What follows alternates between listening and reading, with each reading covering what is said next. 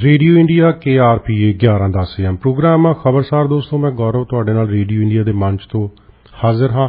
जिवें मैं पहला प्रोग्राम दे विच दस्सिआ 15 अक्तूबर दे विच मैनूं लगदा है कि बहुत थोड़ा समा आ गया। हुण कोई समा नहीं, घंटे काउंटडाउन शुरू हो गया, सकिंटां दे हिसाब नाल जा रहे ने कैंडीडेट्स, जिथे आपदे दिल ते हत्थ धर के बैठे हुए ने ते लोग भी इस वक्त दुचित्ती दे विच ने। पिछले लगभग 2 दिन मैं भी आम लोकां दे विच विचर रहा सी, सारे लोगों को पूछ रहा सी कि किहड़ी स्लेट जितूगी, कौन उम्मीदवार जितूगा, की होऊगा सरी शहर का, क्योंकि बहुत ज़्यादा इंपॉर्टेंट दिन हुंदा है जदों आपां गल करदे हां लोकतंत्र दी। तां दोस्तों ऐसा ओकेजन जिहड़ा आपां जिहदी इहनूं डिफाइन करन जाने लोकतंत्र नूं, तां आपां कहने आ कि लोकां दी आपदी सरकार, जिहदे विच लोकां दी शमूलीयत होवे, लोकां द्वारा बनाई गई सरकार। सो इस डेफिनेशन दे विच पिछलियां जिहड़ा समय दे दौरान जिहड़ी स्लेट दी सरकार रही, की ओह पूरा उतरदी है या नहीं, या आउण वाले समय दे विच इस परिभाषा नूं उम्मीदवार ते स्लेटां सच करनियां कि नहीं। ये महापर्व है लोकतंत्र दा जदों असीं इलैक्शनस दी गल करदे हां। सो 15 अक्तूबर आ गई है। स्टूडियो दे विच इस वक्त फिर तो मैं दोबारा खास तौर ते बेनती करके बिलाल चीमा जी नूं बुलाया, सरी फर्स्ट दे कौंसलर कैंडीडेट। दोस्तों तुहाडे याद होना कुछ दिन पहलां भी इन्हां नाल गलबात होई सी। फिर तो सरी शहर दे बारे, उन्हां दी स्लेट दे बारे ते सरी दे भविख दे बारे आपां बिलाल चीमा जी दे नाल अज फिर गलबात करांगे। तुसीं भी 604 595 91 ते साडे नाल शमूलीयत कर सकदे हो। बिलाल जी तुहाडा रेडियो इंडिया ते फिर तो बहुत बहुत स्वागत है। गौरव जी शुक्रिया बहुत बहुत, तुसीं फिर बुलाया सानूं ते मैं सारे जिहड़े तुहाडे लिसनर्स नूं मैं सलाम, सत श्री अकाल ते नमस्कार कहना जी। दोस्तों जदों गल करदे हां कि लोकतंत्र दे विच सारे लोकां दी भागीदारी हुंदी है, तो एक गल बहुत चंगी तरह साफ है कि सारे दे सारे लोग ना तो पार्टिसिपेट कर सकते होंगे ते ना ही लोगों को राजनीति की समझ होंदी है। पर आपां इस तरह की उम्मीद करते हुंदे कि जिहड़ा साडा कैंडीडेट है वह पढ़िया लिखिया होवे, उसनूं लोकतंत्र दे नाल नाल पूरी सिस्टम का, पूरे प्रबंध का तजर्बा होवे ते उहदे कोले एक विजन होवे। सो मैं निजी तौर पर बिलाल चीमा जी नूं जाणदा ते बहुत चंगी तरह जाणदा कि वह इस जिहड़ी जिम्मेवारी उन्हां ते पैण जा रही है 15 तरीक तो बाद उसनूं चंगी तरह निभाउणगे। दोस्तों सो बहुत सारे सवाल ने। सब तो पहला बिलाल जी मैं फिर पहला वैसे आपां गलबात कर चुके हैं, फिर तो मैं जानना चाहांगा कि तुहाडा लोकां दे नाल फील्ड दे विच, ग्राउंड दे उत्ते, ग्राउंड लैवल दे उत्ते किस तरह का तजर्बा रहा। तुसीं किहड़ियां-किहड़ियां चीज़ां, किहड़ियां-किहड़ियां गल्लां, किहड़ियां-किहड़ियां एक्टिविटीज़, किहड़ियां-किहड़ियां ऑर्गेनाइजेशनस दे नाल जुड़ के लोकां दी सेवा कीती है हुण तक। गौरव जी मेरा ना जिहड़ा एक्सपीरियंस है कम्यूनिटी च काम करन दा, तरीके जिहड़े मैं इस्तेमाल कीते ने, वो सारा कुछ मैनूं ना अपने बाप तो मिले ने जी।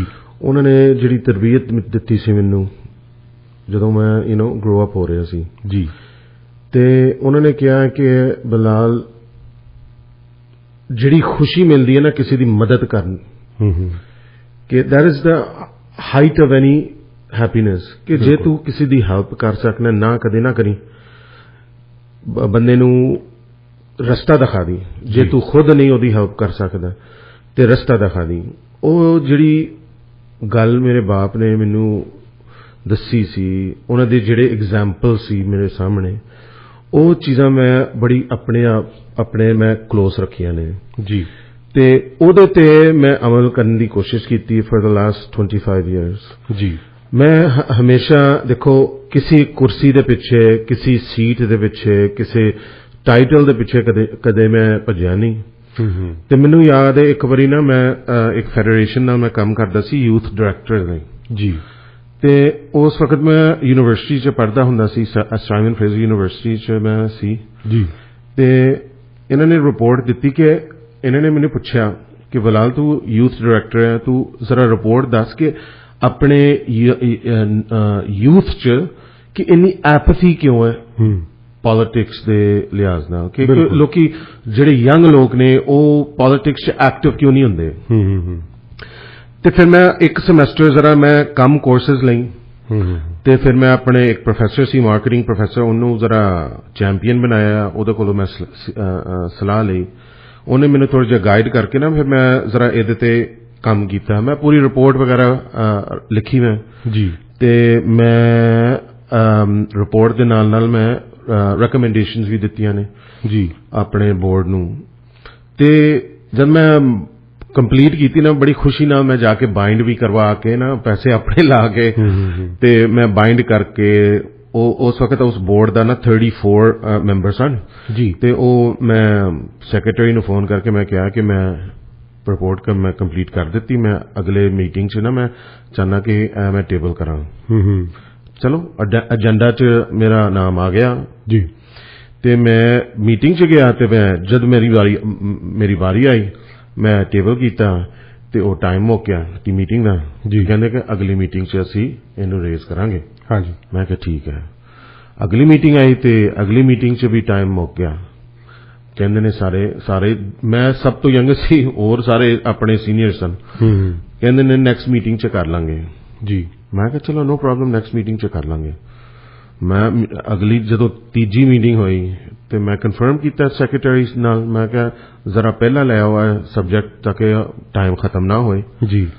ਜਦੋਂ ਮੇਰੀ ਵਾਰੀ ਆਈ ਤੀਜੀ ਮੀਟਿੰਗ ਤੇ ਉਹਨਾਂ ਨੇ ਕਿਹਾ ਕਿ ਅਸੀਂ ਨਾ ਇਹਨੂੰ ਸਕਿਪ ਕਰਕੇ ਨਾ ਬਾਕੀ ਦੇ ਮਸਲੇ ਅਸੀਂ ਦੇਖ ਲਾਂਗੇ, ਜੇ ਟਾਈਮ ਹੋਇਆ ਨਾ ਫਿਰ ਅਸੀਂ ਵਾਪਸ ਆ ਕੇ ਇਸ ਮਸਲੇ ਨੂੰ ਅਸੀਂ ਦੇਖਾਂਗੇ।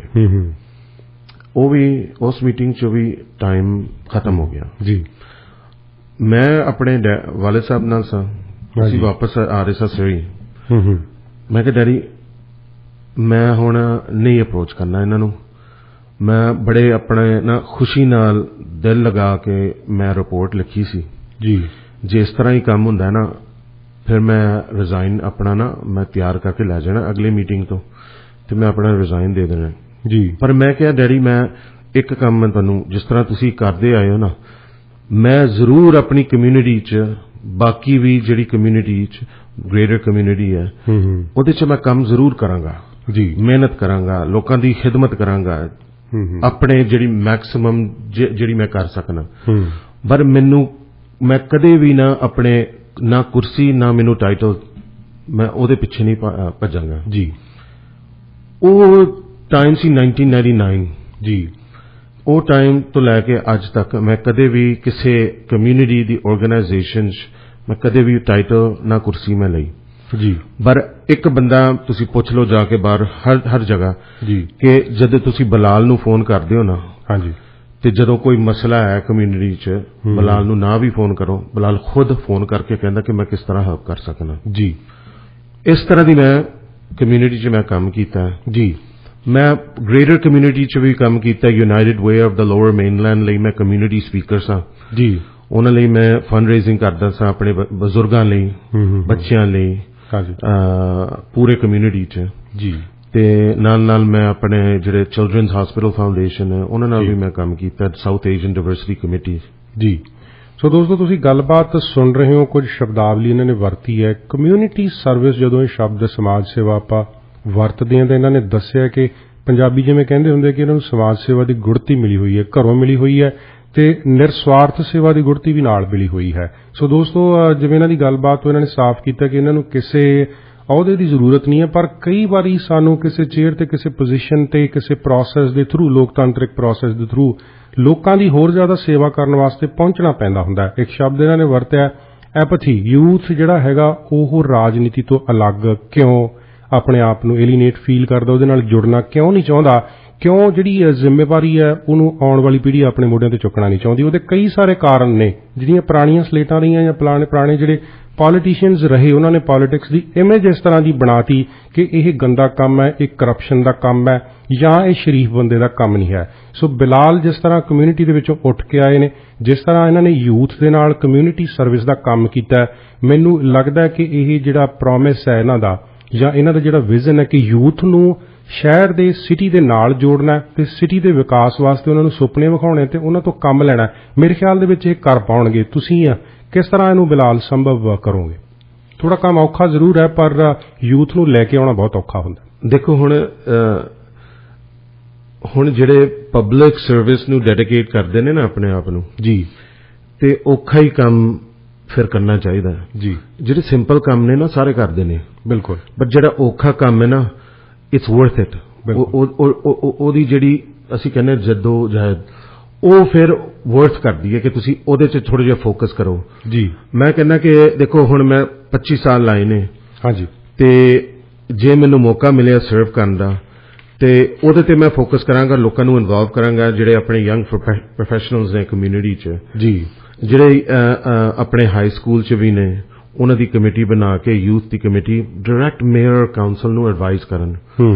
ਅਸੀਂ ਕਹਿੰਦੇ ਆ ਕਿ ਆਪਣੀ ਜਿਹੜੀ ਯੂਥ ਨੇ ਨਾ ਫਿਊਚਰ ਦੇ ਲੀਡਰ ਨੇ ਜੀ, ਬਟ ਜੇ ਤੁਸੀਂ ਥੋੜਾ ਜਿਹਾ ਟਾਈਮ ਉਹਨਾਂ ਨਾਲ ਸਪੈਂਡ ਕਰੋ ਤੁਸੀਂ ਹੈਰਾਨ ਰਹਿ ਜਾਓਗੇ ਕਿ ਕਿੰਨੀ ਚੰਗੀਆਂ ਉਹਨਾਂ ਦੀ ਵੀ ਸੋਚਾਂ ਨੇ ਫੁੱਟਦੇ ਜੀ। ਤੇ ਮੈਂ ਕਹਿੰਦਾ ਆਪਣੀ ਯੂਥ ਅੱਜ ਦੇ ਵੀ ਲੀਡਰ ਹੋ ਸਕਦੇ ਨੇ ਜੇ ਉਹਨਾਂ ਨੂੰ ਮੌਕਾ ਦਿਓ ਜੀ।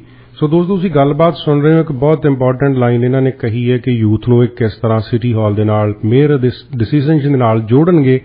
ਇੱਕ ਗੱਲ ਥੋੜਾ ਜਿਹਾ ਪਿਛਲੇ ਸਮੇਂ ਦੇ ਦੌਰਾਨ ਝਾਤ ਮਾਰਿਓ ਕਿ ਯੂਥ ਦੀ ਛੱਡੋ, ਬੱਚਿਆਂ ਦੀ ਛੱਡੋ, ਯੰਗ ਬੰਦਿਆਂ ਦੀ ਛੱਡੋ, ਸਰੀ ਦੇ ਮੇਅਰ ਡਗ ਮਕੱਲਮ ਨੇ ਜਾਂ ਉਹਨਾਂ ਦੀ ਸਲੇਟ ਨੇ ਜਾਂ ਸਿਟੀ ਕੌਂਸਲ ਨੇ ਕਿੰਨੇ ਕੁ ਸਿਆਣੇ ਬੰਦਿਆਂ ਦੀ, ਕਿੰਨੇ ਕੁ ਸੁਲਝੇ ਹੋਏ ਬੰਦਿਆਂ ਦੀ ਗੱਲ ਸੁਣੀ। ਇਹ ਫੈਸਲਾ ਤੁਸੀਂ ਆਪ ਕਰਨਾ ਹੈ। 15 ਤਰੀਕ ਨੂੰ ਫੈਸਲਾ ਕਰਨਾ ਹੈ, ਜਿਹੜਾ ਮੋਹਰ ਲਾਉਣੀ ਹੈ, ਸਿਲੈਕਸ਼ਨ ਕਰਨੀ ਹੈ ਜਦੋਂ ਕੈਂਡੀਡੇਟ ਦੀ, ਉਸ ਵੇਲੇ ਇਸ ਗੱਲ ਨੂੰ ਜ਼ਰੂਰ ਸੋਚਣਾ ਹੈ ਕਿ ਲੋਕਾਂ ਦੀ ਪਾਰਟਿਸਿਪੇਸ਼ਨ ਲੋਕਤੰਤਰ ਦੇ ਇਸ ਗੜ੍ਹ ਦੇ ਵਿੱਚ, ਇਸ ਸ਼ਹਿਰ ਦੇ ਵਿਕਾਸ ਵਾਸਤੇ ਕਿੰਨੀ ਕਰੀ, ਫੈਸਲਿਆਂ ਦੇ ਵਿੱਚ ਲੋਕਾਂ ਨੂੰ ਕਿੰਨਾ ਕੁ ਪੁੱਛਿਆ ਗਿਆ, ਕਿੰਨਾ ਕੁ ਉਥਲ-ਪੁਥਲ ਇਹਦੇ ਦੌਰਾਨ ਮੱਚੀ। ਇੱਕ ਖਾਸ ਘਟਨਾਕ੍ਰਮ ਦੇ ਬਾਰੇ ਦੇ ਵਿੱਚ ਵੀ ਗੱਲ ਕਰਾਂਗਾ, ਇਹਨਾਂ ਦੇ ਵਿਜ਼ਨ ਦੇ ਬਾਰੇ ਦੇ ਵਿੱਚ ਵੀ ਗੱਲ ਕਰਾਂਗੇ। ਸਵਾਲ ਬਹੁਤ ਨੇ, ਸਮਾਂ ਘੱਟ ਰਹਿ ਜਾਂਦਾ।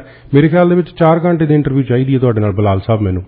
ਮੈਂ ਤਾਂ ਟਾਈਮ ਦੇਣ ਨੂੰ ਤਿਆਰ ਹਾਂ। ਤੁਸੀਂ ਜਿੱਤ ਕੇ ਆਓ, ਫਿਰ ਉਦੋਂ ਬਾਅਦ ਕਰ ਲਵਾਂਗੇ ਪ੍ਰੋਗਰਾਮ ਖਬਰਸਾਰ। ਦੋਸਤੋ, ਮੈਂ ਗੌਰਵ ਤੁਹਾਡੇ ਨਾਲ ਹਾਂ ਤੇ ਮੇਰੇ ਟੇਬਲ ਦੇ ਬਿਲਕੁਲ ਦੂਜੇ ਪਾਸੇ ਬਹੁਤ ਐਨਰਜੈਟਿਕ ਯੰਗ ਬਿਲਾਲ ਚੀਮਾ ਜੀ, ਕਾਉਂਸਲਰ ਕੈਂਡੀਡੇਟ ਸਰੀ ਫਸਟ ਤੋਂ ਇਸ ਵਕਤ ਸਾਡੇ ਨਾਲ ਬੈਠੇ ਹੋਏ ਨੇ। ਬਹੁਤ ਗਰਮਾ-ਗਰਮ ਗੱਲਬਾਤ ਵੀ ਚੱਲ ਰਹੀ। ਵੈਸੇ ਉਹਨਾਂ ਦੀ ਇੰਟਰੋਡਕਸ਼ਨ ਇੰਨੀ ਲੰਬੀ ਹੈ ਕਿ ਮੈਨੂੰ ਲੱਗਦਾ ਇੱਕ ਪ੍ਰੋਗਰਾਮ ਕੱਲੀ ਇੰਟਰੋਡਕਸ਼ਨ ਤੇ ਉਹਨਾਂ ਦੀਆਂ ਅਚੀਵਮੈਂਟਸ ਤੇ ਕਰ ਦੇਣਾ ਚਾਹੀਦਾ।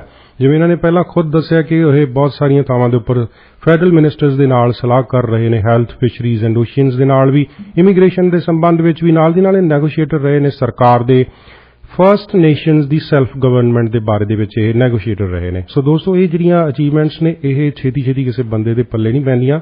ਇਹਦੇ ਲਈ ਸਖਤ ਮਿਹਨਤ ਕਰਨੀ ਪੈਂਦੀ ਹੈ ਤੇ ਬਹੁਤ ਸਾਰਾ ਮਾਦਾ ਚਾਹੀਦਾ। ਇੱਕ ਮੈਨੂੰ ਹਿੰਦੀ ਫਿਲਮ ਦਾ ਇੱਕ ਛੋਟਾ ਜਿਹਾ ਡਾਇਲੌਗ ਯਾਦ ਆ ਰਿਹਾ, ਅੱਧੀ ਇੱਕ ਲਾਈਨ, ਉਹ ਕਹਿੰਦਾ, ਉਹਦੇ ਚ ਸ਼ਤਰੂਘਨ ਸਿਨਹਾ ਦੀ ਕੋਈ ਫਿਲਮ ਹੈ, ਉਹ ਕਹਿੰਦਾ, ਮੈਂ ਜ਼ਮੀਨ ਕਾ ਆਦਮੀ ਹੂੰ। ਤਾਂ ਬਿਲਕੁਲ ਐਸਾ ਜਿਹੜਾ ਲੀਡਰ ਹੈ ਇਸ ਵਕਤ, ਜਿਹੜਾ ਧਰਤੀ ਦੇ ਨਾਲ, ਗਰਾਊਂਡ ਦੇ ਨਾਲ ਜੁੜਿਆ ਹੋਇਆ ਹੁੰਦਾ, ਉਹ ਸਾਡੇ ਕੋਲੇ ਬੈਠੇ ਨੇ। ਦੋਸਤੋ, ਬਿਲਾਲ ਚੀਮਾ ਜੀ ਨਾਲ ਮੈਂ ਗੱਲਬਾਤ ਕਰਾਂਗਾ।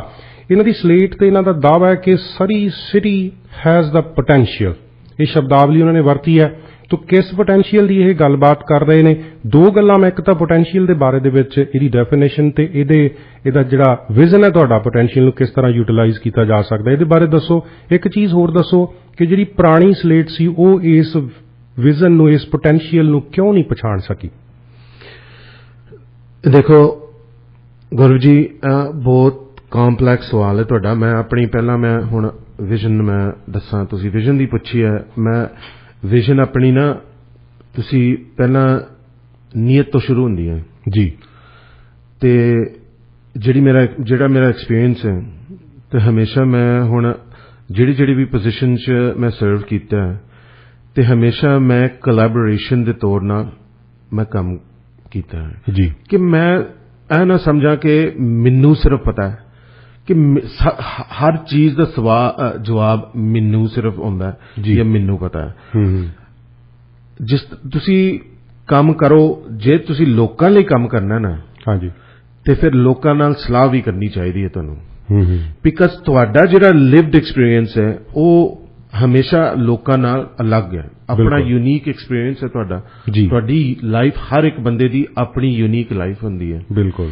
ਤੇ ਫਿਰ ਤੁਸੀਂ ਸਿਰਫ ਆਪਣੀ ਪਰਸਨਲ ਲਾਈਫ ਐਕਸਪੀਰੀਅੰਸ ਤੇ ਤੁਸੀਂ ਲੋਕਾਂ ਦੇ ਲਈ ਤੁਸੀਂ ਕੰਮ ਨਹੀਂ ਕਰ ਸਕਦੇ ਜੀ। ਉਹ ਤੁਹਾਨੂੰ ਇਨਫੋਰਮ ਕਰਦੀ ਹੈ ਜ਼ਰੂਰ, ਪਰ ਤੁਸੀਂ ਨਾਲ ਦੂਜਿਆਂ ਨੂੰ ਵੀ ਕੰਸਲਟ ਕਰਨਾ ਪੈਣਾ ਜੀ। ਉਹਨਾਂ ਨਾਲ ਮਸ਼ਵਰਾ ਕਰਕੇ ਤੇ ਮਸ਼ਵਰੇ ਨਾਲ ਤੁਸੀਂ ਕੰਮ ਕਰੋਗੇ ਤੇ ਜਵਾਬ ਵੀ, ਸੋਲੂਸ਼ਨ ਜਿਹੜੇ ਹੁੰਦੇ ਨੇ ਨਾ, ਉਹ ਵੀ ਬਿਹਤਰ ਹੁੰਦੇ ਨੇ ਲੋਕਾਂ ਲਈ ਜੀ। ਤੇ ਅਸੀਂ ਤਾਂ ਪਹਿਲੀ ਚੀਜ਼ ਆ ਕਰਾਂਗੇ, ਜਿਹੜੀ ਹੁਣ ਪਿਛਲੇ 4 ਸਾਲ 'ਚ ਜਿਹੜੀ ਕਮਿਊਨਿਟੀ ਐਡਵਾਈਜ਼ਰੀ ਕਮੇਟੀਆਂ ਹੁੰਦੀਆਂ ਸਨ, ਬਿਲਕੁਲ, ਉਹ ਇਹਨਾਂ ਨੇ, ਮੇਅਰ ਸਾਹਿਬ ਨੇ ਬੰਦ ਕੀਤੀਆਂ ਨੇ। ਬਿਲਕੁਲ। ਹੁਣ ਉਹ ਕਮੇਟੀ ਦੇ ਜ਼ਰੀਏ ਲੋਕਾਂ ਕੋਲ ਉਹਨਾਂ ਦੀ ਆਵਾਜ਼ ਪਹੁੰਚਦੀ ਸੀ ਹਰ ਇੱਕ ਮਸਲੇ ਤੇ। ਬਿਲਕੁਲ। ਐਗਰੀਕਲਚਰ ਤੇ, ਡਿਵੈਲਪਮੈਂਟ ਤੇ, ਪਾਰਕਸ, ਰੈਕਰੀਏਸ਼ਨ ਤੇ, ਆਪਣੇ ਕਮਿਊਨਿਟੀ ਸੈਂਟਰ ਜਿਹੜੇ ਨੇ, ਆਪਣੇ ਕਮਿਊਨਿਟੀ ਰੈਕਰੀਏਸ਼ਨਲ ਸੈਂਟਰਸ ਜਿਹੜੇ ਨੇ। ਹੁਣ ਅਦਰ ਦੈਨ ਹੈਰੀਟੇਜ ਕਮੇਟੀ ਜਾਂ ਇੱਕ ਦੋ ਕਮੇਟੀ, ਬਾਕੀ ਦੇ ਉਹਨਾਂ ਨੇ ਬੰਦ ਕਰ ਦਿੱਤੇ ਨੇ ਜੀ। ਤੇ ਫਿਰ ਲੋਕਾਂ ਦੀ ਆਵਾਜ਼ ਕਿੱਥੇ? ਇੱਥੋਂ ਤੱਕ ਤੇ ਗੱਲ ਪਹੁੰਚ ਗਈ ਸੀ ਕਿ ਲੋਕਾਂ ਨੂੰ ਬੈਨ ਕੀਤਾ ਗਿਆ ਕਿ ਤੁਸੀਂ ਆਪਣੇ ਜਿਹੜੀ ਸਿਟੀ ਹਾਲ ਹੈ ਨਾ, ਤੁਹਾਡਾ ਜਿਹੜਾ ਸ਼ਹਿਰ ਦਾ ਘਰ ਹੈ, ਬਿਲਕੁਲ ਉੱਥੇ ਤੁਸੀਂ ਆ ਨਹੀਂ ਸਕਦੇ। ਬਿਲਕੁਲ, ਆਈ ਸਟਿਲ ਰਿਮੈਂਬਰ ਦੈਟ 7 ਰੈਜ਼ੀਡੈਂਟਸ ਉਹਨਾਂ ਨੂੰ ਕੋਰਟ ਜਾਣਾ ਪਿਆ ਸੀ ਇਸ ਮਸਲੇ ਦੇ ਲਈ। ਤੇ ਇਹ ਜਿਹੜਾ 7 ਅਸੀਂ ਕਹਿੰਦੇ ਨਾ 7 ਲੋਕਾਂ ਨਾਲ ਹੋਇਆ, ਪਰ ਅਸਰ ਪੂਰੀ ਕਮਿਊਨਿਟੀ ਤੇ ਸੀ ਕਿ ਅਸੀਂ ਵੀ ਨਹੀਂ ਜਾ ਸਕਦੇ ਤੇ ਲੋਕਾਂ ਨੇ ਫਿਰ ਟਰਾਈ ਵੀ ਨਹੀਂ ਕੀਤਾ। ਤੇ ਜੇ ਅਸੀਂ ਸਮਝਦੇ ਹਾਂ ਕਿ ਆਪਣੇ ਡੈਮੋਕ੍ਰੇਸੀ 'ਚ ਲੋਕਾਂ ਦਾ ਸਾਰੇ ਅਸੀਂ ਖੁਸ਼ ਨਸੀਬ ਆ ਕਿ ਅਸੀਂ ਇੱਥੇ ਰਹਿੰਦੇ ਹਾਂ, ਸਾਨੂੰ ਇਹ ਰਾਈਟ ਹੱਕ ਮਿਲਿਆ ਹੈ। ਓਕੇ, ਲੋਕਾਂ ਦੀ ਸੈਕਰੀਫਾਈਸ ਤੋਂ ਨਾ ਜੀ। ਹੁਣ ਤੁਸੀਂ ਹਿਸਟਰੀ ਵੀ ਵੇਖ ਲਓ, ਆਪਣੇ ਲੋਕਾਂ ਨੇ, ਸਾਊਥ ਏਸ਼ੀਅਨ ਲੋਕਾਂ ਨੇ ਆਪਣੀ ਜਾਨ ਦਿੱਤੀ ਅੱਜ ਦੇ ਰਾਈਟ ਲਈ। ਬਿਲਕੁਲ ਜੀ, ਇਹ ਸਾਨੂੰ ਪਹਿਲਾਂ ਇਹਨਾਂ ਨੇ ਦਿੱਤੀ ਨਹੀਂ। ਬਿਲਕੁਲ ਜੀ, 40 ਸਾਲ ਲੋਕਾਂ ਨੂੰ ਵੋਟਿੰਗ ਦਾ ਅਧਿਕਾਰ ਲੈਣ ਦੇ ਲਈ ਲੜਨਾ ਪਿਆ। ਬਿਲਕੁਲ ਬਿਲਕੁਲ। ਹੁਣ ਸਾਨੂੰ ਮਿਲਿਆ, ਅਸੀਂ ਅਵੇਲ ਨਹੀਂ ਕਰਦੇ। ਸਾਨੂੰ ਮਿਲਿਆ, ਸਾਨੂੰ ਯੂਜ਼ ਕਰਨਾ ਚਾਹੀਦਾ। ਇਸ ਤਰ੍ਹਾਂ ਹੀ ਅਸੀਂ ਆਪਣੀ ਆਵਾਜ਼ ਔਰ ਓਪੀਨੀਅਨ, ਅਸੀਂ ਆਪਣੇ ਹਰ ਇੱਕ ਇਸ਼ੂ ਤੇ ਅਸੀਂ ਆਪਣੀ ਓਪੀਨੀਅਨ ਦੇ ਸਕਦੇ ਹਾਂ ਜੀ। ਤੇ this is what I want to do ਕਿ ਆਪਣੇ ਲੋਕਾਂ ਨੂੰ ਥੋੜਾ ਜਿਹਾ ਇਨਸਪਾਇਰ ਕਰਕੇ, ਨਾ ਕਿ ਦੂਜਿਆਂ ਦੀ ਗੱਲ ਕਰੀਏ, ਨਾ ਨੈਗੇਟਿਵ ਗੱਲ ਕਰੀਏ, ਨਾ ਕਿਸੇ ਦੇ ਉੱਤੇ ਮਿੱਟੀ ਸੁੱਟੀਏ, ਪਰ ਆਪਣੇ ਕਲੈਕਟਿਵ ਜਿਹੜਾ ਸ਼ਹਿਰ ਹੈ ਕਿਸ ਤਰ੍ਹਾਂ ਦਾ ਬਣ ਸਕਦਾ ਹੈ, ਕਿਸ ਤਰ੍ਹਾਂ ਦੇ ਕੰਮ ਅਸੀਂ ਕਰ ਸਕਦੇ ਹਾਂ ਫੈਮਲੀਜ਼ ਲਈ, ਬੱਚਿਆਂ ਲਈ, ਬਜ਼ੁਰਗਾਂ ਲਈ, ਬਿਜ਼ਨੈਸਿਸ ਲਈ, ਤੇ ਕਿਸ ਤਰ੍ਹਾਂ ਅਸੀਂ ਇਕੱਠੇ ਹੋ ਕੇ ਨਾ ਯੂਨੀਫਾਈਂਗ ਫੋਰਸ ਬਣ ਕੇ ਨਾ ਆਪਣੇ ਸ਼ਹਿਰ ਨੂੰ ਜ਼ਰਾ ਆਪਣੇ ਅਗਲੇ 30 ਸਾਲ ਲਈ ਸੈੱਟ ਕਰ ਦਈਏ ਜੀ। ਬਿਲਾਲ ਜੀ, ਤੁਸੀਂ ਬਹੁਤ ਓਵਰਆਲ ਆਪਾਂ ਕਹੇ ਪੰਛੀ ਝਾੜ ਦੇ ਵਿੱਚ ਵਿਜ਼ਨ ਆਪਣਾ ਦੱਸਿਆ। ਮੈਂ ਥੋੜਾ ਜਿਹਾ ਹੋਰ ਕੰਕਰੀਟ ਹੋ ਜਾਊਂਗਾ। ਤੁਹਾਡੇ ਜਿਹੜੇ ਪ੍ਰੋਮਿਸਿਸ ਨੇ ਉਹਨਾਂ ਦੇ ਵਿੱਚ ਤੁਸੀਂ ਕਿਹਾ ਕਿ 10 years building plan for more rinks, pools, fields and community centers, free access for children and seniors। ਬਹੁਤ ਪਾਰਟਿਕੂਲਰਲੀ ਦੱਸੋ ਡਿਵੈਲਪਮੈਂਟ ਦੇ ਲਈ ਕਿਹੜੇ ਪ੍ਰੋਜੈਕਟ ਤੁਹਾਡੇ ਦਿਮਾਗ ਦੇ ਵਿੱਚ ਨੇ ਆਉਣ ਵਾਲੇ ਸਮੇਂ ਵਾਸਤੇ? ਦੇਖੋ, ਹੁਣ ਡਿਵੈਲਪਮੈਂਟ ਤਾਂ ਬਥੇਰੀ ਹੋ ਰਹੀ ਹੈ, ਤੁਹਾਨੂੰ ਪਤਾ ਹੈ। ਡਾਊਨਟਾਊਨ ਵੇਖ ਲਓ, ਜਿੰਨੇ ਵੀ ਡਾਊਨਟਾਊਨ ਵਿਜ਼ਿਟ ਕੀਤਾ ਉੱਥੇ ਬਥੇਰੀ ਹੋ ਰਹੀ ਹੈ, ਪਰ ਉਹ ਸਸਟੇਨੇਬਲ ਹੈਗੀ ਹੈ? ਉਹਨਾਂ ਨਾਲ ਉਹਨਾਂ ਦੀ ਐਮੈਨਿਟੀਜ਼, ਜਿਹੜੀ ਪੂਲਸ, ਰੈਕ੍ਰੀਏਸ਼ਨਲ ਸੈਂਟਰ, ਸਾਰੀ ਚੀਜ਼ਾਂ ਬਣ ਰਹੀਆਂ ਨੇ? ਨਹੀਂ ਜੀ। ਤੇ ਸਾਨੂੰ ਇਹ ਜਿਹੜੇ ਟਾਵਰਸ ਵਗੈਰਾ ਬਣਦੇ ਨੇ ਪਏ, ਇਹਨਾਂ ਦੇ ਨਾਲ ਲੋਕੀ ਆ ਰਹੇ ਨੇ। ਹਾਂ, ਬੇਸ਼ੱਕ ਲੋਕੀ ਆ ਰਹੇ ਨੇ ਸਟੇਟ 'ਚ, ਉਹਨਾਂ ਲਈ ਘਰ ਵੀ ਚਾਹੀਦੇ ਨੇ, but we need to also have ਉਹਨਾਂ ਲਈ ਕੰਮ ਵੀ ਇੱਥੇ ਲੱਭੀਏ ਤਾਂ ਕਿ ਉਹ ਬਾਹਰ ਨਾ ਜਾਣ। ਬਿਲਕੁਲ, ਆਪਣੇ ਜਿਹੜੇ ਸ਼ਹਿਰੀ ਰੈਜ਼ੀਡੈਂਟਸ ਨੇ ਨਾ 30% ਤੇ ਬਾਹਰ ਜਾਂਦੇ ਨੇ ਕੰਮ ਕਰਨ, ਹਨਾ।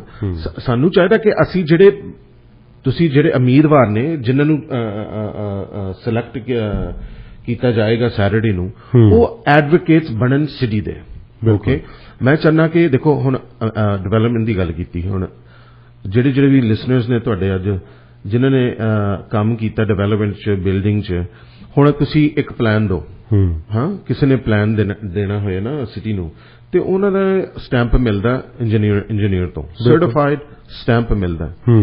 ਉਹਨਾਂ ਦੀ ਆਪਣੀ ਪ੍ਰੋਫੈਸ਼ਨਲ ਰਿਕੁਆਇਰਮੈਂਟ ਹੁੰਦੀ ਹੈ ਕਿ ਇੱਕ ਥਰਡ ਪਾਰਟੀ ਤੋਂ ਨਾ ਇੱਕ ਵਾਰੀ ਤੁਸੀਂ ਰਿਵਿਊ ਕਰਵਾ ਲਓ ਜੀ।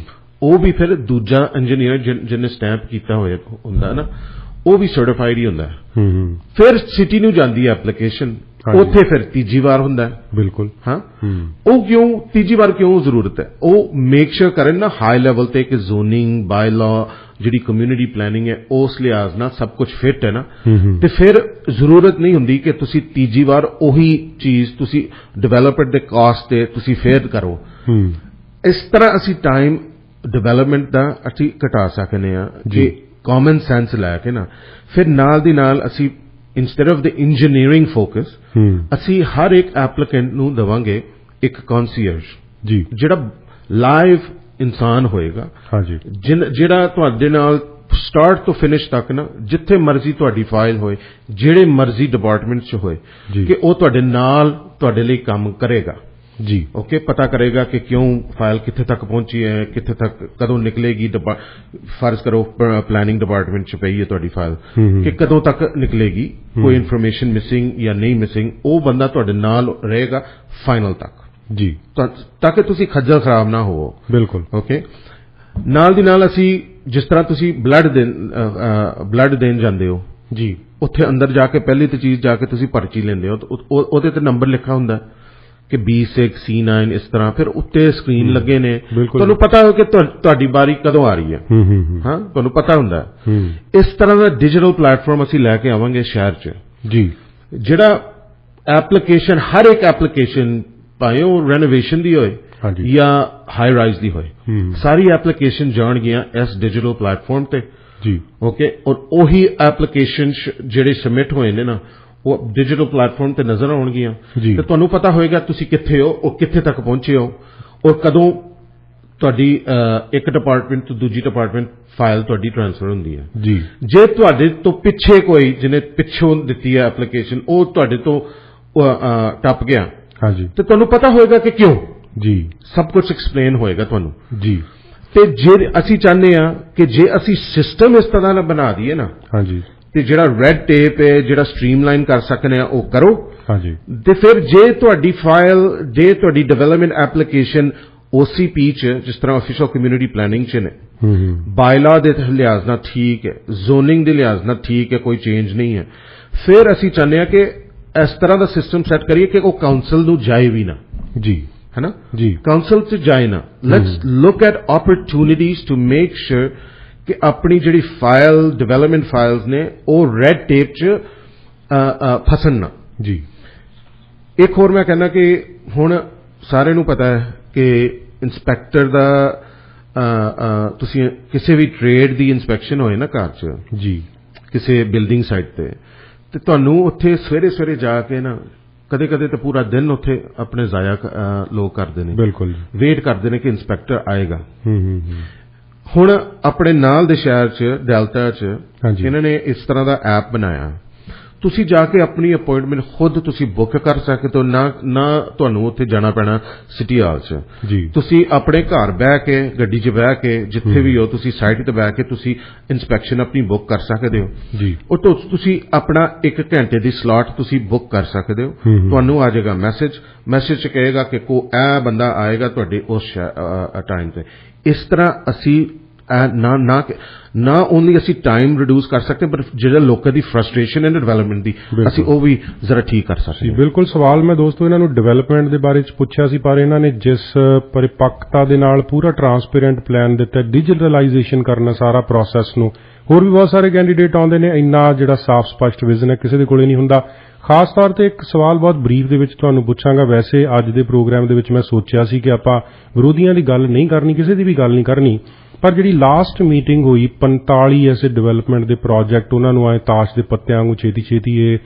सिटी कौंसल ने पास करन दी कोशिश कीती है ये सारे बारे तुसीं की सोचदे हो कि डेमोक्रेटिक है अगे तो इस तरह का कुछ होगा या नहीं होगा थोड़ा की नजरिया दे बारे च गुरु जी जदों ये मीटिंग कॉल हुई सी ना हाँ जी ते मैनूं जरा उदों ही जरा फिक्र पै गया सी कि कुछ होण ही लगा कि ਇਹ ਜਿਹੜੀ ਫਾਈਲਸ ਪਈਆਂ ਨੇ ਇਹ ਰਸ਼ ਹੋਣ ਲੱਗੀਆਂ ਬਿਲਕੁਲ ਤੁਸੀਂ ਸਮਝ ਲਓ ਇਹ ਡੈਸਪਰੇਸ਼ਨ ਹੈ ਹਾਂਜੀ ਜਾਂ ਕੋਈ ਫਿਕਰ ਸੀ ਇਹਨਾਂ ਦੀ ਟੀਮ ਦੀ ਕਿ ਸ਼ਾਇਦ ਪਤਾ ਨਹੀਂ ਕੀ ਹੋਏਗਾ ਇਲੈਕਸ਼ਨ ਦਿਨ ਤੇ ਪਰ ਮੈਂ ਕਹਿੰਦਾ ਕਿ ਦਿਸ ਇਜ਼ ਅਗੇਂਸਟ ਆਪਣੀ ਡੈਮੋਕ੍ਰੇਸੀ ਜੀ ਓਕੇ ਅਸੀਂ ਕੈਨੇਡਾ 'ਚ ਰਹਿੰਦੇ ਆ ਖੁਸ਼ੀ ਨਾਲ ਕਹਿੰਦੇ ਆ ਅਸੀਂ ਡੈਮੋਕ੍ਰੇਸੀ ਦਾ ਅਸੀਂ ਬੀਕਨ ਆ ਪੂਰੇ ਦੁਨੀਆ 'ਚ ਬਿਲਕੁਲ ਜੀ ਪਰ ਇਸ ਤਰ੍ਹਾਂ ਕਿਸ ਤਰ੍ਹਾਂ ਹੋ ਸਕਦਾ ਯਾਰ ਕਿ ਆਪਣਾ इलेक्शन दे दौरान इस तरह की मीटिंग कॉल की जाती है जी कि अपने कोई पता नहीं कि केड़े फाइल चूज होए ने पर तुसी देखो हुण मीटिंग तो बाद तुहानूं पता चल जाता है कि जिन्हां कोल एक्सेस हैगी है उन्हां दी फाइल्स अप्रूव हो गई ने बिल्कुल है ना मैं इसे गल ते आउणा चाहुंदा सी इन जिहड़ा सिस्टम रहा जो भी रहा किते ना किते इस तरह की फीलिंग आउंदी है कि बहुत पर्टिकुलर चुनिंदा बंदियां नूं बेनिफिट देण दे लई रहा ਤੁਸੀਂ ਇਹਨੂੰ ਕਿਵੇਂ ਕਵਰ ਅਪ ਕਰੋਗੇ ਅਸੀਂ ਤਾਂ ਕਿਹਾ ਯਾਰ ਫੋਰਨ ਅਸੀਂ ਕਿਹਾ ਆਈ ਥਿੰਕ ਅਸੀਂ ਇੱਕ ਹੀ ਟੀਮ ਸਰੀ ਫਰਸਟ ਦੀ ਟੀਮ ਨੇ ਕਿਹਾ ਕਿ ਅਸੀਂ ਪਬਲਿਕ ਇਨਕੁਆਇਰੀ ਕਰਵਾਵਾਂਗੇ ਜੀ ਇਸ ਮਸਲੇ ਤੇ ਪਤਾ ਕਰਾਂਗੇ ਤਾਂ ਕਿ ਲੋਕਾਂ ਨੂੰ ਪਤਾ ਚੱਲੇ ਤੇ ਲੋਕਾਂ ਨੂੰ ਕੌਨਫੀਡੈਂਸ ਹੋਣੀ ਚਾਹੀਦੀ ਆਪਣੀ ਗਵਰਨੈਂਸ 'ਚ ਜੀ ਗਵਰਨੈਂਸ 'ਚ ਲੋਕਾਂ ਨੂੰ ਕੌਨਫੀਡੈਂਸ ਹੋਣੀ ਚਾਹੀਦੀ ਕਿ ਜਿਹੜੇ ਲੋਕ ਅਸੀਂ ਭੇਜੇ ਨੇ ਉਹ ਲੋਕ ਸੇਵਾ ਲਈ ਸਾਰਿਆਂ ਲਈ ਕੰਮ ਕਰ ਰਹੇ ਨੇ ਨਾ ਕਿ ਆਪਣੇ ਦੋਸਤਾਂ ਯਾਰਾਂ ਲਈ जी ते असी ते जे मौका लोगों ने सिलेक्ट किया है तो असी पब्लिक इंक्वायरी कॉल करांगे जी सो दोस्तों प्रोग्राम खबरसार चल रहा है ਸਿਟੀ ਕੌਂਸਲ ਦੇ ਵਿੱਚ ਇਸ ਵਕਤ ਆਉਣ ਵਾਲੇ ਸਮੇਂ ਦੇ ਲਈ ਜਿਹੜੇ ਵੀ ਬੰਦੇ ਚੁਣੇ ਜਾਣਗੇ ਉਹਨਾਂ ਦੇ ਵਿੱਚ ਉਸ ਸਲੇਟ ਦੇ ਵਿੱਚ ਇੰਟੈਗ੍ਰਿਟੀ ਦੀ, ਓਨੈਸਟੀ ਦੀ ਤੇ ਟਰਾਂਸਪੇਰੈਂਸੀ ਦੀ ਬਹੁਤ ਜ਼ਿਆਦਾ ਜ਼ਰੂਰਤ ਹੈ। ਇਸ ਤਰ੍ਹਾਂ ਦੇ ਵਾਅਦੇ ਬਿਲਾਲ ਚੀਮਾ ਜੀ ਇਸ ਵਕਤ ਸਾਡੇ ਨਾਲ ਕਰ ਰਹੇ ਨੇ। ਬਹੁਤ ਸਾਰੀਆਂ ਗੱਲਾਂ ਹੋਰ ਵੀ ਕਰਨੀਆਂ ਨੇ, 2-3 ਹੋਰ ਵੀ ਉਲਝੇ ਹੋਏ ਮਸਲੇ ਨੇ ਸ਼ਹਿਰ ਦੇ। ਗੱਲਾਂ ਇਸ ਲਈ ਕਰ ਰਹੇ ਹਾਂ ਕਿਉਂਕਿ ਜ਼ਰੂਰੀ ਬਹੁਤ ਹੈ, ਸਮਾਂ ਬਹੁਤ ਥੋੜਾ ਰਹਿ ਗਿਆ। ਤੁਸੀਂ ਵੀ ਆਪਣਾ ਮਨ ਬਣਾਉਣਾ ਹੈ। ਸਰੀ ਸ਼ਹਿਰ ਨੂੰ ਮੱਦੇਨਜ਼ਰ ਰੱਖਦੇ ਹੋਏ, ਇਹਦੇ ਭਵਿੱਖ ਨੂੰ ਮੱਦੇਨਜ਼ਰ ਰੱਖਦੇ ਹੋਏ ਆਖਰੀ ਦਿਨ ਹੈ ਤੁਹਾਡੇ ਕੋਲੇ ਵੋਟ ਕਰਨ ਦਾ, 15 ਤਰੀਕ। ਉਸ ਦਿਨ ਤੁਸੀਂ ਆਪਣੇ ਹੱਥ ਦੇ ਨਾਲ ਸਰੀ ਸ਼ਹਿਰ ਦਾ ਦੋਸਤੋ ਭਵਿੱਖ ਲਿਖਣਾ ਹੈ। ਬਹੁਤ ਸਾਰੇ ਇਸ਼ੂਜ਼ ਨੇ, ਵੈਸੇ ਹੁਣ ਸਮਾਂ ਬੜਾ ਥੋੜਾ ਰਹਿ ਗਿਆ, ਸਾਰੀਆਂ ਚੀਜ਼ਾਂ ਤਾਂ ਡਿਸਕਸ ਨਹੀਂ ਹੋ ਸਕਦੀਆਂ। ਬਰੀਫ ਦੇ ਵਿੱਚ ਇੱਕ ਸਵਾਲ ਬਿਲਾਲ ਜੀ ਤੁਹਾਨੂੰ ਇਕੱਠਾ ਹੀ ਪੁੱਛ ਰਿਹਾ, 4-5 ਸਵਾਲ ਇੱਕੋ ਦੇ ਵਿੱਚ ਹੀ ਪੁੱਛ ਰਿਹਾ। ਸਰੀ ਪੁਲਿਸ ਦੀ ਟ੍ਰਾਂਜੀਸ਼ਨ ਦਾ ਮਸਲਾ ਬਹੁਤ ਇੰਪੋਰਟੈਂਟ ਹੈ। ਪਿਛਲੇ ਦਿਨਾਂ ਦੇ ਵਿੱਚ ਮਿਸਕੈਲਕੂਲੇਸ਼ਨ ਦੇ ਵਿੱਚ ਬ੍ਰੈਂਡਾ ਲੌਕ ਨੇ ਸਾਨੂੰ ਬਹੁਤ ਸਾਰੇ ਅਜੀਬ ਜਿਹੇ ਅੰਕੜੇ ਦਿੱਤੇ। ਲੋਕਾਂ ਦੀ ਜੇਬ ਦੇ ਵਿੱਚੋਂ ਟੈਕਸ ਦਾ ਪੈਸਾ ਜਾ ਰਿਹਾ। ਕੀ ਸੋਚਦੇ ਇਹਦੇ ਬਾਰੇ ਦੇ ਵਿੱਚ? ਕੀ ਇਸ ਨੂੰ ਕਿਵੇਂ ਹੱਲ ਕਰੋਗੇ? ਪਹਿਲਾਂ ਇਹਦਾ ਜਵਾਬ ਦਿਓ, ਫਿਰ ਦੇਖਦੇ ਹਾਂ ਅੱਗੇ। ਦੇਖੋ, ਹੁਣ ਪੁਲਿਸ ਦੇ ਮਸਲੇ 'ਚ ਮੈਂ ਸਿਰਫ ਲੋਕਾਂ ਨੂੰ ਪੁੱਛਣਾ ਚਾਹੁੰਦਾ ਕਿ ਕਿਸੇ ਨੂੰ ਪਤਾ ਹੈ ਕਿ ਕਿੱਥੇ ਤੱਕ ਅਸੀਂ ਪਹੁੰਚੇ ਹਾਂ ਟ੍ਰਾਂਜੀਸ਼ਨ 'ਚ? ਜੀ। ਕਿਸੇ ਨੂੰ ਪਤਾ ਕਿ ਆਪਣਾ ਬਜਟ, ਆਪਣੀ ਐਨੂਅਲ ਬਜਟਿੰਗ ਪੁਲਿਸ ਸਰਵਿਸ ਦੀ ਕੀ ਹੈ? ਜੀ। ਕਿਸੇ ਨੂੰ ਪਤਾ ਹੈ ਕਿ ਆਪਣਾ ਕਮਿਊਨਿਟੀ ਪੁਲਿਸਿੰਗ ਪਲਾਨ ਕਿੱਥੇ ਤੱਕ ਪਹੁੰਚੀ ਹੈ? ਜੀ। ਕਿ ਬਣੀ ਹੈ ਜਾਂ ਨਹੀਂ ਬਣੀ? ਨਹੀਂ। ਜਿੱਥੇ ਵੀ ਮੈਂ ਜਾਂਦਾ ਮੈਂ ਪੁੱਛਣਾ ਲੋਕਾਂ ਨੂੰ, ਉਹਨਾਂ ਨੂੰ ਇਸ ਸਵਾਲਾਂ ਦਾ ਜਵਾਬ ਹੈ ਨਹੀਂ। ਜੀ। ਮੈਂ ਖੁਦ ਆਪਣੇ ਜਿਹੜੇ ਸਿਟਿੰਗ ਕਾਉਂਸਲਰਸ ਨੇ ਮੇਰੇ ਨਾਲ ਜਿਹੜੇ ਖੜੇ ਨੇ, ਲਿੰਡਾ ਐਨਿਸ, ਉਹਨਾਂ ਨੂੰ ਵੀ ਪੁੱਛਿਆ, ਉਹਨਾਂ ਨੂੰ ਵੀ ਨਹੀਂ ਪਤਾ। ਜੀ। ਤੇ ਜਦੋਂ ਸਾਡੇ ਕੋਲ ਇਨਫੋਰਮੇਸ਼ਨ ਹੈ ਨਹੀਂ ਨਾ ਪੂਰੀ, ਬਿਲਕੁਲ ਫੈਕਟਸ ਜਿਹਨੂੰ ਕਹਿੰਦੇ ਨੇ, ਫੈਕਟਸ ਉਹ ਹੈ ਨਹੀਂ, ਤੇ ਅਸੀਂ ਕਿਸ ਤਰ੍ਹਾਂ ਦਾ ਅਸੀਂ ਡਿਸੀਜਨ ਲੈ ਸਕਦੇ ਹਾਂ? ਬਿਲਕੁਲ। ਸਰੀ ਫਰਸਟ ਨੇ ਕਿਹਾ ਕਿ ਪਹਿਲਾਂ ਤਾਂ ਲੋਕਾਂ ਦਾ ਹੱਕ ਹੈ ਕਿ ਇਨਫੋਰਮੇਸ਼ਨ ਉਹਨਾਂ ਨੂੰ ਪਹੁੰਚੇ। ਪਹਿਲੀ ਦੀ ਚੀਜ਼ ਅਸੀਂ ਕਰਾਂਗੇ, ਫੋਰੈਂਸਿਕ ਆਡਿਟ ਕਰਾਂਗੇ ਥਰਡ ਪਾਰਟੀ ਕੋਲੋਂ, ਜੀ, ਤਾਂ ਕਿ ਸਾਨੂੰ ਫੈਕਟਸ ਮਿਲਣ ਕਿ ਕਿੱਥੇ ਤੱਕ ਅਸੀਂ ਪਹੁੰਚੇ ਹਾਂ, ਕਿੰਨੇ ਪੈਸੇ ਲੱਗੇ ਨੇ, ਕਿੱਥੋਂ ਆਏ ਨੇ, ਤੇ ਉਹਨਾਂ ਦਾ ਕਨੈਕਸ਼ਨ ਕੀ ਹੈ ਆਪਣੇ ਪ੍ਰਾਪਰਟੀ ਟੈਕਸਸ ਨਾਲ। ਜੀ। ਤੇ ਫਿਰ ਬਾਅਦ 'ਚ ਅਸੀਂ ਇਹ ਜਿਹੜੀ ਇਨਫੋਰਮੇਸ਼ਨ ਮਿਲੇਗੀ ਅਸੀਂ ਲੋਕਾਂ ਤੱਕ ਪਹੁੰਚਾਵਾਂਗੇ। ਕਿਸ ਤਰ੍ਹਾਂ? ਅਸੀਂ ਜਾ ਕੇ ਟਾਊਨ ਹਾਲ ਤੇ ਮੀਟਿੰਗਾਂ ਕਰਾਂਗੇ ਹਰ ਇੱਕ ਲੋਕੇਸ਼ਨ ਤੇ, ਹਰ ਇੱਕ ਇਲਾਕੇ 'ਚ, ਕਲੇਟਨ 'ਚ, ਨੂਟਨ 'ਚ, ਵਾਲੀ 'ਚ, ਗਿਲਫਰਡ 'ਚ, ਸਾਰੀ ਜਗ੍ਹਾ ਅਸੀਂ ਲੈ ਕੇ ਜਾਵਾਂਗੇ। ਲੋਕਾਂ ਨੂੰ ਈਜ਼ੀ ਕਰਾਂਗੇ ਲੋਕਾਂ ਲਈ ਪਾਰਟਿਸਿਪੇਟ ਕਰਨ। ਜੀ। ਕਿ ਆਓ ਅਸੀਂ ਤੁਹਾਡੇ ਕੋਲ ਆਏ ਆ, ਇਨਫੋਰਮੇਸ਼ਨ ਤੁਹਾਨੂੰ ਦੇਣੀ ਹੈ ਅਸੀਂ। ਜੀ। ਪਹਿਲਾਂ ਸ਼ੇਅਰ ਕਰਾਂਗੇ, ਫਿਰ ਡਿਸਾਈਡ ਕਰਾਂਗੇ ਕਿ ਅਸੀਂ ਇਸ ਨੂੰ ਸਟਾਪ ਕਰ ਸਕਦੇ ਹਾਂ ਜਾਂ ਨਹੀਂ ਕਰ ਸਕਦੇ। ਜੀ। ਕਿ ਅਸੀਂ ਬਹੁਤ ਅੱਗੇ ਚਲੇ ਗਏ ਹਾਂ, ਫਿਰ ਅਸੀਂ ਕਮਿਊਨਿਟੀ ਨੂੰ ਇਨਵੋਲਵ ਕਰਕੇ ਨਾ ਫਿਰ ਡਿਸੀਜਨ ਲੈ ਸਕਦੇ ਹਾਂ। ਦਿਸ ਇਜ਼ ਦ ਰਾਈਟ ਵੇ। ਜੀ। ਸੋ ਬਿਲਾਲ ਜੀ, ਇਹਦੇ ਨਾਲ ਇਸੇ ਸਾਰੇ ਕਾਸੇ ਦੇ ਦੌਰਾਨ ਜਦੋਂ ਤੋਂ ਉਹਨਾਂ ਨੇ ਫੈਸਲਾ ਲਿਆ, ਪੇਅਰ ਨੇ ਤੇ ਉਹਨਾਂ ਦੀ ਕੌਂਸਲ ਨੇ, ਕਿ ਅਸੀਂ ਸਰੀ ਪੁਲਿਸ ਸਰਵਿਸਿਜ਼ ਲਿਆਵਾਂਗੇ, ਅਨਫੋਰਚੂਨੇਟਲੀ ਵਿੱਚ ਇੱਕ ਪਬਲਿਕ ਮਿਸਚੀਫ ਦਾ ਚਾਰਜ ਉਹਨਾਂ ਦੇ ਉੱਤੇ ਲੱਗ ਗਿਆ। ਮੇਰੇ ਖਿਆਲ ਦੇ ਵਿੱਚ ਐਡੇ ਵੱਡੇ ਨੁਮਾਇੰਦੇ ਉੱਤੇ ਇੰਨਾ ਗੰਭੀਰ ਇਲਜ਼ਾਮ ਲੱਗਣਾ, ਤੁਸੀਂ ਸਾਰੇ ਲੋਕ ਦੋਸਤੋ ਇਹਦੇ ਬਾਰੇ ਦੇ ਵਿੱਚ ਬਹੁਤ ਚੰਗੀ ਤਰ੍ਹਾਂ ਜਾਣਦੇ ਹੋ, ਬਿਲਾਲ ਜੀ ਵੀ ਜਾਣਦੇ ਨੇ। ਤੁਸੀਂ ਇਹਨੂੰ ਕਿਵੇਂ ਦੇਖਦੇ ਹੋ? ਮੇਰੇ ਖਿਆਲ ਜਦੋਂ ਆਪਾਂ ਗੱਲ ਕਰ ਰਹੇ ਹਾਂ ਕਿ ਬਿਲਾਲ ਜੀ ਬਹੁਤ ਟਰਾਂਸਪੇਰੈਂਟ ਨੇ, ਦਿਲ ਦੀ ਗੱਲ ਕਰਦੇ ਨੇ, ਇਮੋਸ਼ਨਲ ਨੇ, ਜਦੋਂ ਮੈਂ ਤੁਹਾਡੇ ਨਾਲ ਗੱਲ ਕਰ ਰਿਹਾ ਤਾਂ ਮਹਿਸੂਸ ਕਰ ਰਿਹਾ ਕਿ ਇਹਨਾਂ ਦੀ ਬਾਡੀ ਲੈਂਗੁਏਜ ਦੇ ਵਿੱਚੋਂ ਇਹ ਸਾਰੀਆਂ ਚੀਜ਼ਾਂ ਸਾਫ਼ ਝਲਕ ਰਹੀਆਂ ਨੇ। ਮੈਨੂੰ ਇਹ ਲੱਗਦਾ ਹੈ ਕਿ ਜੇਕਰ ਬਿਲਾਲ ਜੀ ਤੇ ਇਸ ਤਰ੍ਹਾਂ ਦੀ ਕੋਈ ਸਥਿਤੀ ਆਵੇ ਤਾਂ ਨੈਤਿਕ ਤੌਰ ਤੇ ਇਹਨਾਂ ਨੇ 1 ਸਕਿੰਟ ਤੋਂ ਪਹਿਲਾਂ ਅਸਤੀਫਾ ਦੇ ਦੇਣਾ ਸੀ, ਦੇਣਾ ਵੀ ਚਾਹੀਦਾ ਸੀ। ਲੋਕਤੰਤਰ ਦੇ ਵਿੱਚ ਇਹ ਬਹੁਤ ਜ਼ਰੂਰੀ ਹੈ। ਪਰ ਮੈਨੂੰ ਲੱਗਦਾ ਨਹੀਂ ਕਿ ਉਹਨਾਂ ਦੇ ਕੰਨ ਤੇ, ਮਿਸਟਰ ਮੇਅਰ ਡਗ ਮਕੱਲਮ ਦੇ ਕੰਨ ਤੇ ਕੋਈ ਜੂੰ ਸਰਕੀ ਹੋਵੇ ਵੀ ਯਾਰ ਆਪਾਂ ਲੋਕਾਂ ਦੀ ਗੱਲ ਸੁਣ ਲਈਏ। ਕਿਵੇਂ ਵੇਖਦੇ ਆ ਸਾਰੇ ਕਾਸੇ ਨੂੰ? ਦੇਖੋ, ਹੁਣ ਉਹਨਾਂ ਤੇ ਚਾਰਜ ਲੱਗਿਆ। ਇਹ ਜਿਹੜਾ ਮਸਲਾ ਹੁਣ ਇਲੈਕਸ਼ਨ ਤੋਂ ਬਾਅਦ 2 ਵੀਕ ਬਾਅਦ ਬਿਲਕੁਲ ਇਹ ਕੋਰਟ 'ਚ ਜਾਏਗਾ ਤੇ ਕੋਰਟ ਫੈਸਲਾ ਕਰੇਗੀ। ਜੀ। ਐਵੀਡੈਂਸ ਵੇਖ ਕੇ। ਮੇਰੇ ਕੋਲ ਐਵੀਡੈਂਸ ਨਾ ਹੈ, ਨਾ ਮੈਂ ਜੱਜ ਹਾਂ, ਮੈਂ ਨੈਤਿਕ ਪੁਆਇੰਟ ਆਫ ਵਿਊ ਤੋਂ ਗੱਲ ਕਰ ਰਿਹਾ। ਹਾਂ, ਐਥਿਕਸ ਪੁਆਇੰਟ ਆਫ ਵਿਊ ਦੇਖੋ, ਮੇਰੇ ਤੇ ਕੋਈ ਇਸ ਤਰ੍ਹਾਂ ਪਹਿਲੀ ਦੀ ਚੀਜ਼ ਹੈ, ਮੈਂ ਇਸ ਤਰ੍ਹਾਂ ਦਾ ਕੰਮ ਨਹੀਂ ਕਰਦਾ, ਨਾ ਕਰਾਂਗਾ। ਓਕੇ। ਪਰ ਜੇ ਮੇਰੇ ਨਾਲ ਇਸ ਤਰ੍ਹਾਂ ਦੀ ਕੋਈ ਚੀਜ਼ ਹੋਈ ਨਾ, ਹਾਂਜੀ, ਫਰਸਟ ਆਫ ਆਲ ਹੋਣੀ ਹੀ ਨਹੀਂ ਸੀ, ਬਿਕਾਜ਼ ਇਸ ਤਰ੍ਹਾਂ ਦਾ ਕੰਮ ਮੈਂ ਕਰਨਾ ਹੀ ਨਹੀਂ ਸੀ। ਜੀ। But I think when it comes to ethics we should lead by example. ਜੇ ਅਸੀਂ ਆਪਣੇ ਆਪ ਨੂੰ ਲੀਡਰ ਕਹੀਏ ਨਾ, ਹਾਂਜੀ, ਤੇ ਫਿਰ ਲੀਡਰ ਦੀ ਕੋਈ ਕੁਆਲਿਟੀਜ਼ ਵੀ ਹੁੰਦੀਆਂ ਨੇ। ਬਿਲਕੁਲ ਜੀ। ਤੇ ਉਹਨਾਂ ਨੂੰ ਤੁਸੀਂ ਤੁਹਾਨੂੰ ਓਨ ਕਰਨਾ ਪਏਗਾ, ਕਿ ਨਾ ਕਿ ਸਿਰਫ ਦਿਖਾਵੇ ਲਈ, ਲੋਕਾਂ ਲਈ ਤੁਸੀਂ ਇਹ ਲੀਡਰਸ਼ਿਪ ਤੁਸੀਂ ਕਹੋ, ਬਟ ਤੁਸੀਂ ਹਰ ਇੱਕ ਦਿਨ, ਹਰ ਇੱਕ minute you have to wear this leadership, and that means ਕਿ ਆਪਣੇ actions ਜਿਹੜਾ ਅਖਲਾਕ ਹੈ, ਤੁਸੀਂ ਜਿਸ ਤਰ੍ਹਾਂ ਬੋਲਦੇ ਹੋ ਲੋਕਾਂ ਨਾਲ, you have to remind yourself every day. ਜੀ ਬਿਲਾਲ, ਆਪਣੇ ਕੋਲ ਸਿਰਫ 2 ਮਿੰਟ ਦਾ ਸਮਾਂ ਰਹਿ ਗਿਆ। ਇੱਕ ਆਖਰੀ ਸੰਦੇਸ਼ ਵੋਟਰਸ ਨੂੰ, ਸਰੀ ਸ਼ਹਿਰ ਦੇ ਵਾਸੀਆਂ ਨੂੰ, ਕਿਉਂਕਿ ਲੋਕਤੰਤਰ ਦੇ ਲਈ ਤੇ ਲੋਕਾਂ ਦੇ ਲਈ ਵੀ ਇਹ ਦਿਨ ਬਹੁਤ ਜ਼ਿਆਦਾ ਇੰਪੋਰਟੈਂਟ ਹੈ। ਕੋਈ ਆਖਰੀ ਸ਼ਬਦ ਜਿਹੜੇ ਉਹਨਾਂ ਨੂੰ ਤੁਸੀਂ ਵੋਟਿੰਗ ਵਾਲੇ ਦਿਨ ਜਿਹੜਾ ਉਹਨਾਂ ਨੇ ਫੈਸਲਾ ਕਰਨਾ ਹੈ ਉਸ ਤੋਂ ਪਹਿਲਾਂ ਕੀ ਕਹਿਣਾ ਚਾਹੁੰਦੇ ਹੋ? ਗੌਰਵ ਜੀ, ਮੈਸੇਜ ਮੇਰਾ ਬਹੁਤ ਸਿੰਪਲ ਹੈ ਕਿ ਜਿਹੜੇ ਤੁਹਾਡੇ ਲਿਸਨਰਸ ਨੇ ਇਸ ਵਕਤ, ਮੈਂ ਇਹਨਾਂ ਨੂੰ ਪੁੱਛਣਾ ਚਾਹੁੰਦਾ ਕਿ ਪੋਲੀਟੀਸ਼ੀਅਨ ਜਿਹੜੇ ਨੇ ਨਾ, ਜਿਹੜਾ ਕੰਮ ਕਰ ਸਕਦੇ ਨੇ ਨਾ, ਉਹਦੇ ਤੇ ਜੇ ਧਿਆਨ ਤੁਸੀਂ ਆਪਣੀ ਨੀਅਤ ਨਾਲ ਤੁਸੀਂ ਧਿਆਨ ਦਿਓ ਤੇ ਕੰਮ ਬੜੇ ਅੱਛੇ ਵੀ ਹੋ ਸਕਦੇ ਨੇ ਜੀ। ਜੇ ਅਸੀਂ ਸਮਝਨੇ ਆ ਨਾ ਕਿ ਸਾਡੇ ਕੰਮ ਨਹੀਂ ਹੋ ਰਹੇ ਤੇ ਸਾਨੂੰ ਆਪਣੀ ਗੱਲ ਨਹੀਂ ਮੰਨੀ ਜਾ ਰਹੀ, ਤੇ ਇਹ ਬਲੇਮ ਸਾਡੇ ਤੇ ਹੈ, ਬਿਕਾਜ਼ ਅਸੀਂ ਇਹਨਾਂ ਨੂੰ ਚੁਣ ਕੇ ਭੇਜਨੇ ਆ ਜੀ। ਜੇ ਅਸੀਂ ਚੇਂਜ ਚਾਹੁੰਦੇ ਆ ਨਾ, ਹਾਂਜੀ, ਤੇ ਥੋੜਾ ਜਿਹਾ ਮੈਂ ਲੋਕਾਂ ਨੂੰ ਕਵਾਂਗਾ ਕਿ ਪਲੀਜ਼ ਆਪਣਾ ਥੋੜਾ ਜਿਹਾ ਰਿਸਰਚ ਕਰਕੇ, ਥੋੜੀ ਜਿਹੀ ਆਪਣੀ ਸੋਚ ਬਦਲ ਕੇ ਜੀ ਤੇ ਵੋਟ ਪਾਓ, ਨਾ ਕਿ ਕਿਸੇ ਦੇ ਕਹਿਣ ਤੇ, ਨਾ ਕਿ ਕਿਸੇ ਨੇ ਸਰਵਿਸ ਦਿੱਤੀ ਹੈ ਜਾਂ ਨਹੀਂ ਦਿੱਤੀ, that has nothing to do with it। ਪਰ ਜੇ ਤੁਸੀਂ ਡਿਫਰੈਂਟ ਡਾਇਰੈਕਸ਼ਨ ਚਾਹੁੰਦੇ ਹੋ ਆਪਣੇ ਸ਼ਹਿਰ ਲਈ, ਜੇ ਤੁਸੀਂ ਚਾਹੁੰਦੇ ਹੋ ਕਿ ਕੰਮ ਸਾਰਿਆਂ ਲਈ ਹੋਏ ਤੇ ਉੱਥੇ ਓਨੈਸਟ ਤੇ ਟ੍ਰਾਂਸਪੇਰੈਂਸੀ ਨਾਲ ਕੰਮ ਹੋਏ, ਤੇ ਫਿਰ ਤੁਸੀਂ ਆਪਣੇ ਸਾਰੇ ਜਿਹੜੇ ਖੜੇ ਹੋਏ ਨੇ ਨਾ ਉਮੀਦਵਾਰ, ਸਾਰੇ ਨੂੰ ਰਿਸਰਚ ਕਰਕੇ ਤੁਸੀਂ ਇਸ ਤਰ੍ਹਾਂ ਜਾ ਕੇ ਬਾਹਰ ਜਾ ਕੇ ਆਪਣੀ ਪੂਰੀ ਫੈਮਿਲੀ ਨਾਲ ਜਾ ਕੇ ਵੋਟ ਪਾਓ ਜੀ। ਤੇ ਜੇ ਬਦਲਣਾ ਨਾ ਮਾਹੌਲ, ਤੇ ਅਸੀਂ ਬਦਲ ਸਕਨੇ ਆ ਜੀ। ਬਾਅਦ ਚ ਅਸੀਂ ਨਾ ਕਹੀਏ ਕਿ ਯਾਰ ਅਸੀਂ ਗਲਤੀ ਕੀਤੀ ਹੈ, ਇਹਨਾਂ ਨੂੰ ਭੇਜ ਕੇ, ਇਹਨਾਂ ਨੇ ਸਾਡਾ ਇੰਟਰਸਟ ਇਹਨਾਂ ਦਾ ਇੰਟਰਸਟ ਨਹੀਂ ਜੀ। We have many examples of this before us Gaurav ji. ਜੀ। ਤੇ ਜੇ ਅਸੀਂ ਚੇਂਜ ਚਾਹੁੰਦੇ ਆ, ਤੇ ਮੈਂ ਚਾਹੁੰਦਾ ਕਿ ਦੇਖੋ ਹੁਣ ਮੈਂ ਖੜਾ ਹੋਇਆ ਇਲੈਕਸ਼ਨ ਲਈ, ਤੇ ਮੈਂ ਚਾਹੁੰਦਾ ਜਿਹੜੇ ਪੋਲੀਟੀਸ਼ੀਅਨਸ ਨੇ ਨਾ, ਜੇ ਉਹ ਲੋਕਾਂ ਦੇ ਕੰਮ ਤੇ ਫੋਕਸ ਕਰਨ ਨਾ, ਤੇ ਉਹ ਕੰਮ ਜਨਰੇਸ਼ਨ ਤੋਂ ਜਨਰੇਸ਼ਨ ਫਾਇਦਾ ਦੇਣ, ਨਾ ਕਿ ਸਿਰਫ ਉਹਨਾਂ ਦਾ ਨਾਮ ਯਾਦ ਰਹੇ ਜੀ।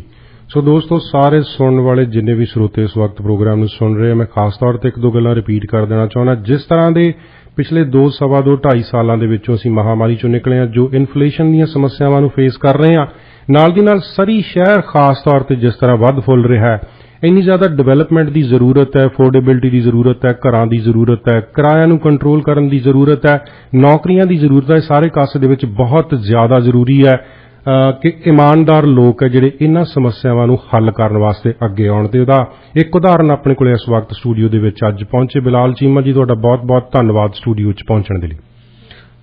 ਗੌਰਵ ਜੀ, ਬਹੁਤ-ਬਹੁਤ ਸ਼ੁਕਰੀਆ ਤੁਹਾਡਾ। ਮੈਨੂੰ ਬਹੁਤ ਚੰਗਾ ਲੱਗਦਾ ਜਦੋਂ ਮੈਂ ਆ ਕੇ ਤੁਹਾਡੇ ਨਾਲ ਮੈਂ ਗੱਲ ਕਰਾਂ ਜੀ, ਜਦੋਂ ਆਪਣੀ ਗੁਫ਼ਤਗੂ ਹੁੰਦੀ ਹੈ। I really appreciate it. Thank you, ਤੁਸੀਂ ਮੈਨੂੰ ਟਾਈਮ ਦਿੱਤਾ ਹੈ, ਤੇ ਥੈਂਕ ਯੂ ਆਪਣੇ ਲਿਸਨਰਸ ਨੂੰ ਜਿਨ੍ਹਾਂ ਨੇ ਮੇਰੀ ਗੱਲ ਸੁਣੀ ਜੀ। ਸ਼ੁਕਰੀਆ ਦੋਸਤੋ, ਰੇਡੀਓ ਇੰਡੀਆ ਦੇ ਨਾਲ ਜੁੜਨ ਵਾਸਤੇ, ਪ੍ਰੋਗਰਾਮ ਖਬਰਸਾਰ ਸੁਣਨ ਵਾਸਤੇ। ਕੱਲ ਫਿਰ ਇਸੇ ਵੇਲੇ ਮਿਲਾਂਗੇ 1 ਤੋਂ 3 ਵਜੇ ਪ੍ਰੋਗਰਾਮ ਖਬਰਸਾਰ ਲੈ ਕੇ।